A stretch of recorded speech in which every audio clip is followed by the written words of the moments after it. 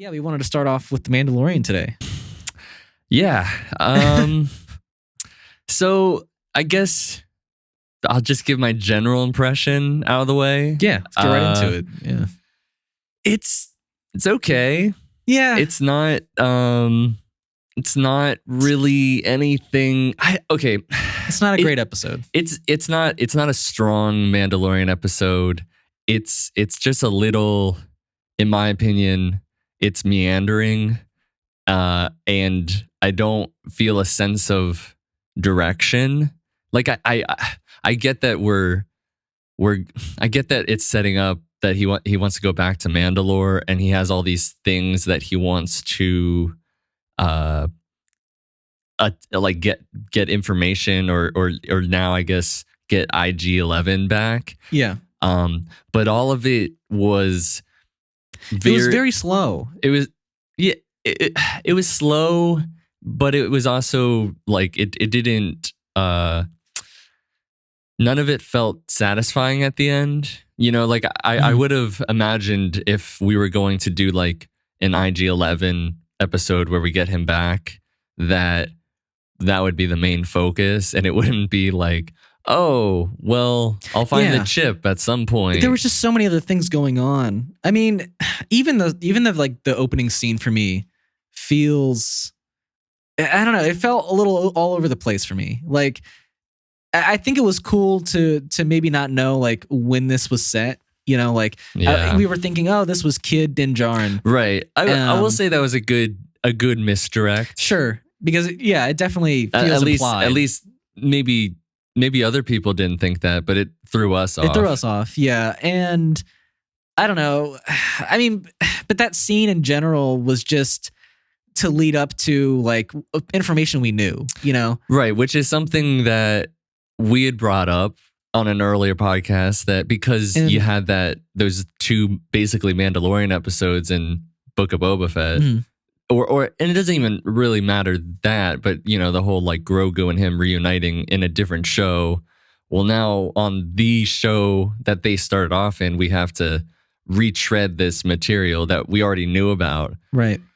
So I guess if you take it from the point of, if you've never seen Book of Boba Fett, I guess it's not necessary, right? But they did show like the recap in the beginning of like scenes from Boba Fett. That's true. So that's true. I don't know. It's just a little weird. And I, as much as I like that intro sequence with the big space alligator, I will say it was kind of like, right. Like the thing just kind of came out of nowhere. Yeah. Like, why would they be doing a ritual there if that was a threat? There wasn't none of the Mandalorians I cared. Like, just the armor, just right.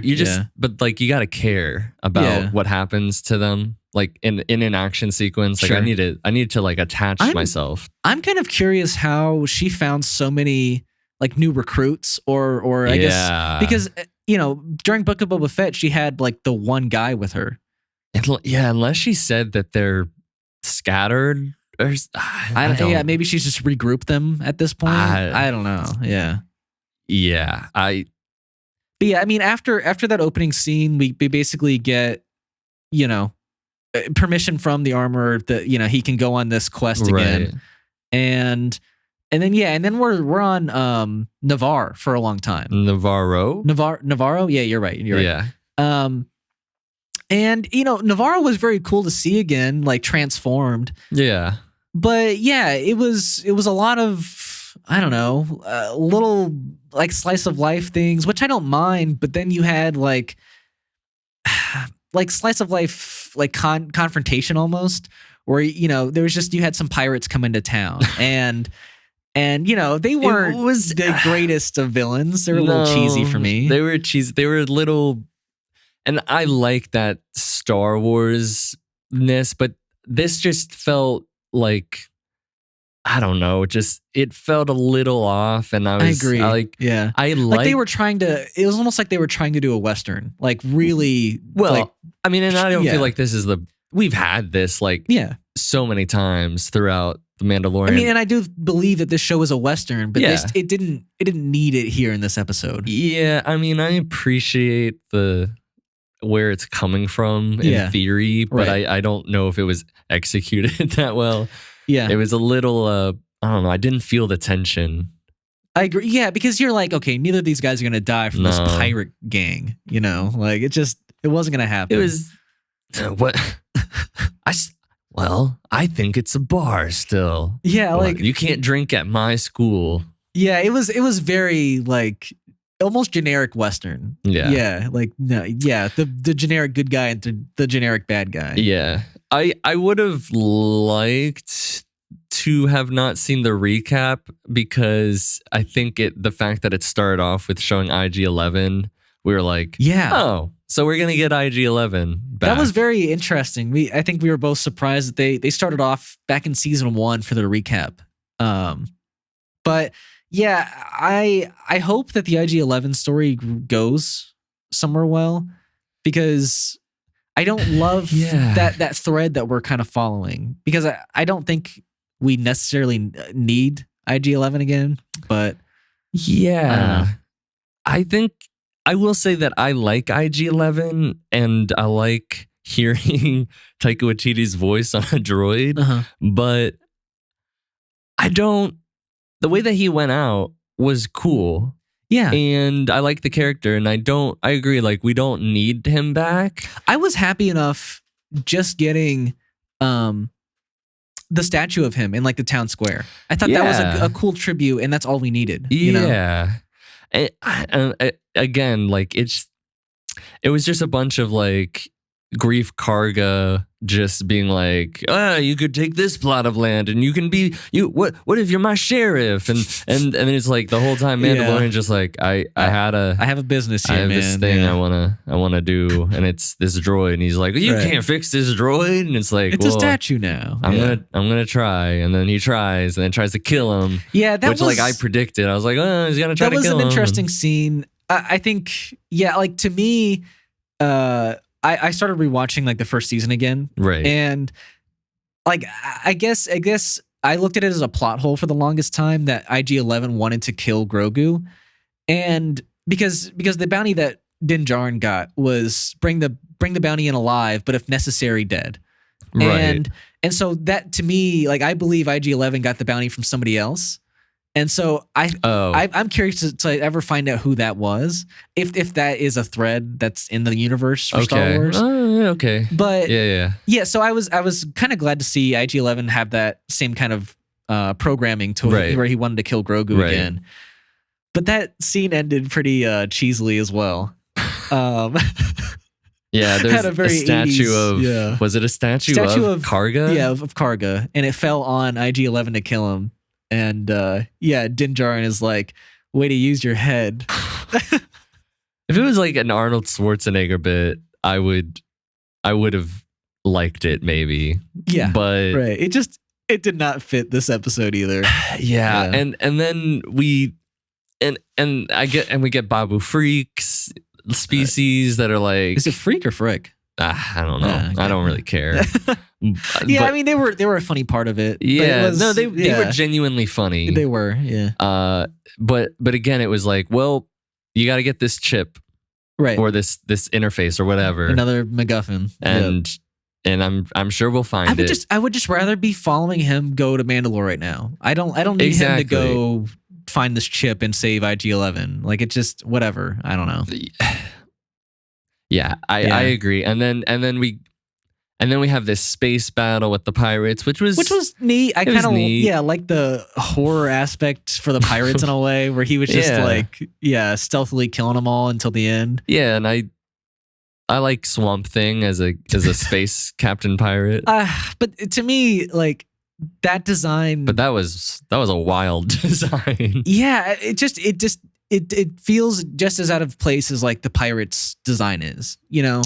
Like, it just doesn't necessarily feel like a species that should exist. But I don't know. Maybe I said this to somebody else recently, and I was like, Star Wars, I feel like if you're nitpicky about like the vibe of certain things, then I guess what I'm trying to say is, I think anything in Star Wars could exist because there's so many planets. So maybe I'm being too nitpicky, but it just felt a little weird. Is what I'm feeling. No, yeah. I mean, I think that there's a design to Star Wars creatures or aliens or whoever that there's definitely a look. And these were I agree. Some of them worked, some of them not so much maybe. But I think for me, what would work better is something that I do wish that new Star Wars did less of, which is I don't like them talking in English, you know? Like a lot of alien species would have like alien and subtitles. Okay, yeah. That's our cat. I'm not sure what the hell my cat's doing here. Or yeah, okay.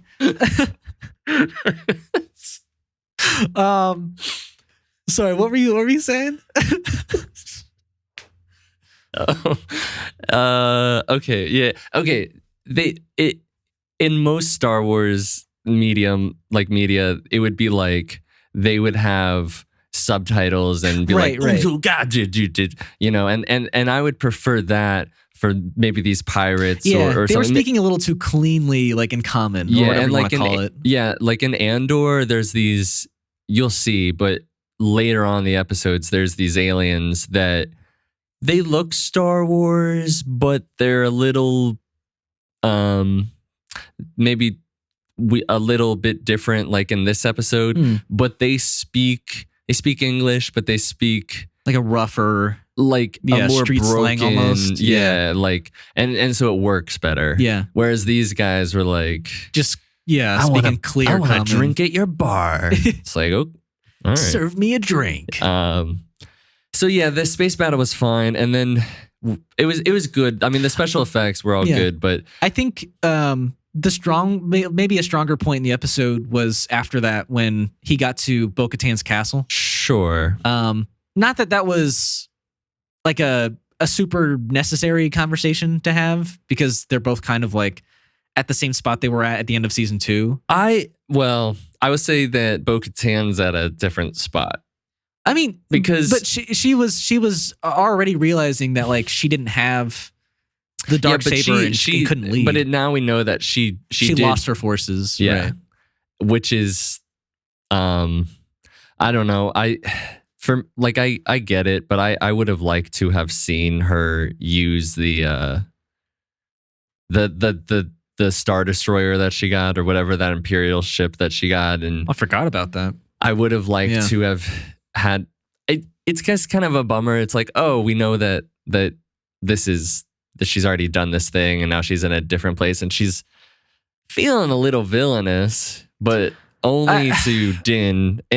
But she's not necessarily, because she hasn't even tried to take the darksaber from him. You know, she's just upset.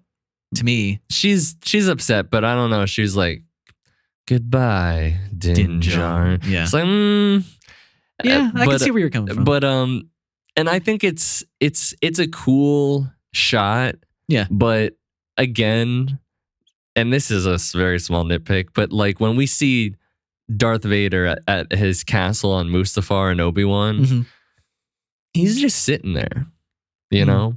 Like, yeah, so is Bo-Katan. Bo-Katan's just like got this huge, long throne room. Yeah. You know, as Guardian, you were saying, like, reminded me of Thor. Yeah. You know, and she's just like sitting there. And it's fine, but it's like, I don't know if I believe you that you've just been sitting here. No one's got hobbies in Star Wars. It's either you're on an epic quest or you're sitting in your throne. Pretty much. Yeah. Okay, and one more thing. So I don't know how much I should say, but for people who haven't seen Rebels, there was potentially a nod to the end of Rebels that Grogu saw when they were traveling at warp speed. Right. And if it is that, then I think I know how Ahsoka's series is going to go. Oh, okay. And if it ties into any part of this Mandalorian season, that'll be really cool. Yeah. So. Yeah, I mean, I haven't seen Rebels, so obviously I don't know any of that. Yeah. But yeah, I think that was a really nice moment for Grogu. I wouldn't mind if it was just left at that, but like I would be cool if it ties in. I'm okay with anything tying into another show at this point for Mandalorian. Yeah. Yeah. Just build your universe a little bit. Yeah. I'm still excited to see the next couple episodes, but I mean, I don't doubt that they're going to be stronger than the season opener. Yeah, but the guy who wrote and directed this episode also did the last 2 episodes of this season. Is it the last 2? Yeah. So it's not making me feel. It's a little worrisome. It's not making me feel particularly great, but yeah. And we wanted to thank you all for watching, or I say that every week. Every week I say watching. So yeah, thank you all for listening. If you want to listen to future episodes, we are Last Week This Week at Last Week This Week Pod. Well, I'm saying we're not at Last Week This Week Pod on like Spotify and Apple Podcasts. But yes, on our Instagram and TikTok and YouTube, we are Last Week This Week Pod. If you want to check us out there, Zach's in charge of all our social medias. So if you want to conversation it up with him, he's more than happy to. Yeah. Just comment, like stuff, review, please. Yeah, give us a rating on any of these platforms. It greatly helps us out there. Yeah. But yeah, if you like the show, then just please support us. Yeah, that'd be awesome. But yeah, thank you all again. Yep. Until next time.